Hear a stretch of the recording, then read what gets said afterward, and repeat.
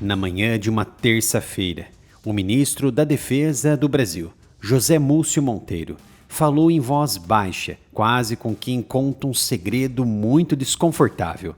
Se os Estados Unidos quiserem invadir o Brasil, a gente terá que abrir o portão. Não temos equipamentos para enfrentá-los, nem dinheiro para consertar o que sobrar. A frase caiu como uma bomba em Brasília. A frase não era uma ameaça, não era uma declaração de guerra, não era uma mostra de força de nossas Forças Armadas. Era a confissão pública de um ministro da Defesa sobre a condição das Forças Armadas diante da maior potência militar do planeta. José Múcio falava em um evento da Confederação Nacional da Indústria sobre descarbonização do setor marítimo. O tema oficial era outro, mas a pergunta que ele mesmo trouxe à tona vinha de jornalistas que o cercavam há meses. O que o Brasil faria se os Estados Unidos decidissem invadir? A resposta, é claro, veio seca: abrir o portão, porque o país não tem meios de resistir e não tem recursos para reconstruir o que uma operação americana destruiria. A declaração chegou no auge de uma crise diplomática e comercial que já se arrastava há mais de um ano entre Brasília e Washington. Em julho do ano passado, o governo de Donald Trump impôs tarifas elevadas sobre produtos brasileiros. A Suprema Corte americana derrubou parte da medida, mas a pressão comercial não parou. Em julho deste ano, novas tarifas de 25% entraram em vigor sobre milhares de itens. Dias depois, outra sobretaxa de 12,5% foi aplicada.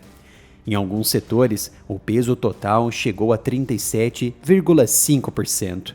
Máquinas, calçados, etanol, madeira e produtos industriais sentiram o impacto.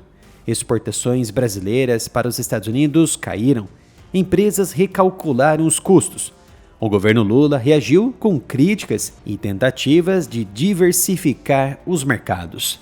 Ao mesmo tempo, outra decisão americana abriu uma frente ainda mais sensível.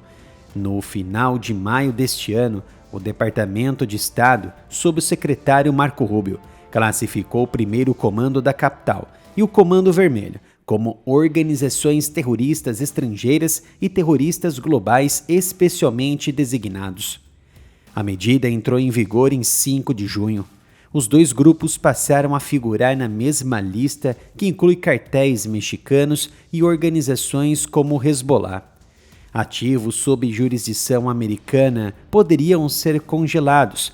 Transações financeiras com qualquer ligação a esses grupos passaram a ser proibidas para cidadãos e empresas dos Estados Unidos. O governo brasileiro rejeitou a classificação, disse que as facções são organizações criminosas, não terroristas, e que a decisão americana extrapola a soberania nacional. Analistas alertaram para possíveis efeitos colaterais no sistema financeiro brasileiro e, é claro, na cooperação policial entre os dois países. A tensão diplomática seguiu subindo. Em julho, o Itamaraty negou vistos a 2 funcionários do Departamento de Estado americano que pretendiam vir ao Brasil. Segundo reportagens, a missão tinha como objetivo discutir a integridade do sistema eleitoral brasileiro às vésperas da eleição presidencial de outubro, mas sem mostrar provas. Washington negou qualquer intenção de interferência. Brasília respondeu que a visita era inaceitável.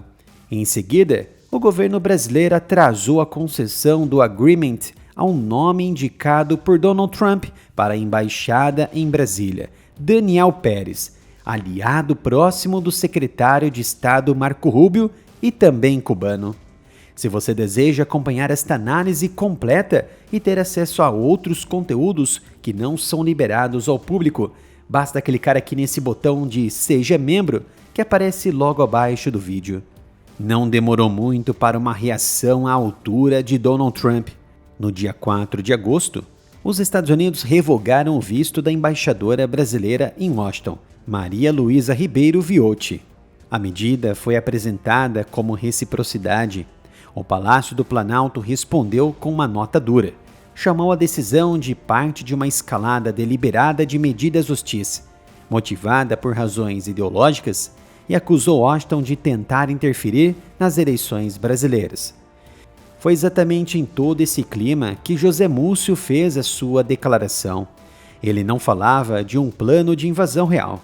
Nenhuma fonte americana ou brasileira apontava um movimento de tropas ou preparativos militares. A frase era uma forma de pressionar por mais recursos. O ministro lembrou que o Brasil destina um pouco mais de 1% do PIB em defesa. Em muitos países, como na OTAN, o piso está acima de 2%. Em potências asiáticas e no Oriente Médio, os números são ainda maiores. Com orçamento limitado e sem previsibilidade de longo prazo, projetos de modernização de caças, navios e sistemas de defesa antiaérea avançam lentamente.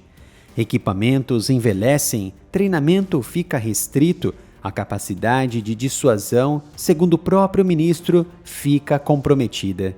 No entanto, a declaração de Múcio não é nova. As Forças Armadas brasileiras são dimensionadas para a defesa do território, operações de paz e combate às ameaças internas e regionais. Elas não foram desenhadas para enfrentar uma potência que opera porta-aviões nucleares, frotas de bombardeiros estratégicos, satélites de reconhecimento em tempo real e um orçamento de defesa que ultrapassa os 800 bilhões de dólares anuais. Para o próximo ano, será ainda maior, 1,5 trilhão. Uma operação americana de grande escala usaria superioridade aérea absoluta, ataques de precisão a longa distância e controle do espaço informacional. Qualquer resistência convencional enfrentaria perdas pesadas em horas. A lógica de abrir o portão, por mais amarga que soe, reflete o cálculo de quem sabe que o custo de lutar seria devastador e o custo de reconstruir inviável no curto prazo de tempo. A declaração, no entanto, gera um efeito colateral. Em momentos de crise diplomática, palavras de um ministro da Defesa carregam peso simbólico. Elas revelam vulnerabilidade. Podem ser lidas então como realismo, podem ser interpretadas como sinal de fraqueza. Em Brasília, o tom foi de defesa da necessidade de investimento. Em Washington, a frase chegou em círculos de análise como confirmação de uma simetria que já era conhecida. Se você deseja acompanhar a nossa análise completa desse vídeo e ter acesso a outros conteúdos, faça parte dos membros do canal. Basta clicar aqui nesse botão Seja Membro. E você, o que pensa sobre a declaração de José Múcio e sobre o estado atual das relações entre Brasil e Estados Unidos? Inscreva-se no canal e ative as notificações para não perder os próximos vídeos.